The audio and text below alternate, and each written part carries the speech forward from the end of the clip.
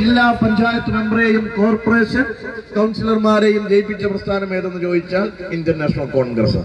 അങ്ങനെ ഒരു തെരഞ്ഞെടുപ്പിന്റെ മായാജാലത്തിലൂടെ വലിയൊരു വിജയം കരസ്ഥമാക്കി നിൽക്കുമ്പോൾ അതിന്റെ ആലസ്യത്തിൽ കിടന്നുറങ്ങാതെ വരാൻ പോകുന്ന ഏറ്റവും വലിയ യുദ്ധമായ നിയമസഭാ തെരഞ്ഞെടുപ്പിലേക്ക് ഈ ജില്ലയിലെ യുവജനങ്ങളെ സജ്ജമാക്കുക എന്നുള്ളതാണ് പടവുവിന്റെ ഏറ്റവും പരമപ്രധാനമായ ലക്ഷ്യം എന്ന് ഞാൻ നിങ്ങളോട് പങ്കുവെക്കാൻ ആഗ്രഹിക്കുന്നു.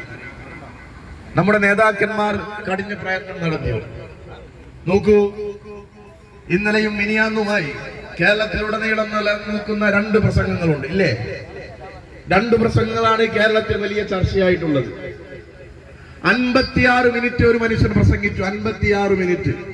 കേരളത്തിന്റെ തലസ്ഥാന നഗരിയിൽ ഒരു സാമുദായിക സംഘടന നടത്തിയ ഒരു യാത്രയുടെ സമാപനത്തിന്റെ ഭാഗമായി അവിടെ